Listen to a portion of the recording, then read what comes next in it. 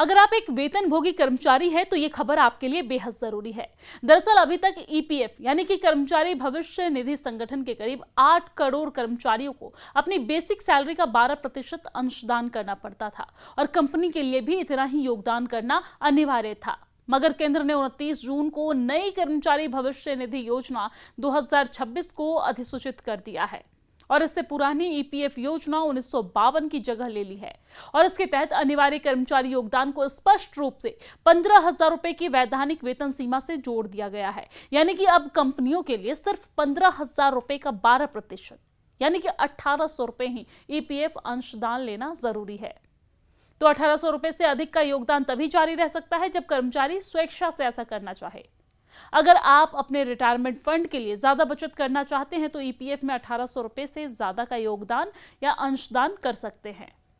लेकिन बेहद जरूरी बात यह है कि कंपनियों के लिए इस अतिरिक्त स्वैच्छिक योगदान के बराबर योगदान देना अनिवार्य नहीं है जब तक कि वो किसी रोजगार अनुबंध या कंपनी की नीति के तहत ऐसा करने के लिए सहमत ना हो। मतलब यह है कि ईपीएफ में कर्मचारी का योगदान कुछ भी हो, लेकिन कंपनियां अपनी ओर से ईपीएफ में केवल 1,800 रुपए देने के लिए ही कानूनी रूप से बाध्य होंगी। इसके अलावा पीएफ निकासी, पेंशन या बीमा का दावा 20 दिन के भीतर निपटाना होगा। बिना किसी ठोस वजह की देरी होने पर कमिश्नर पर कार्रवाई होगी और 12% सालाना दंडात्मक ब्याज देना होगा जो अधिकारी की सैलरी से कटेगा। तो फायदा यह है कि इन हैंड सैलरी बढ़ सकती है, पर नुकसान यह है कि आपकी बचत, आपकी सेविंग घट सकती है। और चलिए अब आपको कुछ पॉइंट्स के जरिए समझाते हैं कि क्या रूल लागू किया गया है और इससे आपके पॉकेट पर, आपकी जिंदगी पर क्या असर पड़ेगा। पहला यह है कि कर्मचारी पर सीधा असर क्या पड़ेगा। क्या ज्यादा कटने वाला पैसा अब सैलरी के रूप में मिलेगा? तो आपको बता दें कि अभी ज्यादातर कंपनियां बेसिक सैलरी का 12% पीएफ में काटती थी। मान लीजिए कि बेसिक सैलरी आपकी अगर 30,000 रुपए है तो अभी आपकी 3,600 रुपए कटते थे और नए नियम के बाद इससे सिर्फ 1,800 रुपए ही काटना जरूरी होगा। बाकी आपकी मर्जी के ऊपर है, अगर आप चाहे तो कटवा सकते हैं, अगर आप चाहे तो नहीं कटवा सकते हैं। लेकिन इसमें कंपनी सिर्फ जो कंट्रीब्यूट करेगी, पहले था कि 50% आपकी सैलरी से कटती थी, मतलब कि जितनी आपकी सैलरी से कटती थी उतना कंपनी आपको देता था। एम्प्लॉय और एम्प्लॉयर का हिस्सा भी होता था, कई जगह पे कंपनी की तरफ से दी जाती थी। लेकिन अब जो नियम है उसके मुताबिक आप अपनी मर्जी से आप अपना पीएफ कटवा सकते हैं, चाहे तो 1,800 कटवा सकते हैं, चाहे तो उससे ज्यादा कटवा सकते हैं, लेकिन कंपनी आपको सिर्फ 1,800 रुपए देने के लिए बाध्य होगी। दूसरा सवाल आपके मन में यह होगा कि क्या कंपनियां 12% वाला योगदान देना बंद कर देगी? क्या वो पैसा अब सैलरी में जुड़कर जाएगा? तो आपको बता दें कि कंपनी पर भी अब सिर्फ 1,800 रुपए देने की कानूनी बाध्यता है। इससे ज्यादा देना कंपनी और कर्मचारी की मर्जी पर है। कोई कानून उसे मजबूर नहीं करता है, लेकिन इसका मतलब यह नहीं है कि सभी कंपनियां तुरंत ज्यादा योगदान देना बंद कर देगी। कई कंपनियां कर्मचारियों को बांधे रखने के लिए पुरानी व्यवस्था जारी रख सकती है। फैसला हर कंपनी के ऊपर निर्भर करता है, कंपनी अपने हिसाब से यह फैसला लेगी। तीसरा सवाल आपके मन में यह होगा कि सरकार को इस बदलाव से क्या फायदा होगा, सरकार ने ऐसा क्यों किया? तो सरकार का मकसद पैसा कमाना नहीं, बल्कि पुराने और उलझे हुए पीएफ कानून जो 1952 से चला आ रहा था उसे नए श्रम कानून के हिसाब से साफ सुथरा और आसान बनाना है। इससे नियम स्पष्ट होंगे, कागजी कामकाज आसान होगा और पीएफ से जुड़े विवाद घटने की उम्मीद है। चौथा सवाल जो आपके मन में आना लाजमी है कि इससे कंपनियों को फायदा होगा या फिर नुकसान।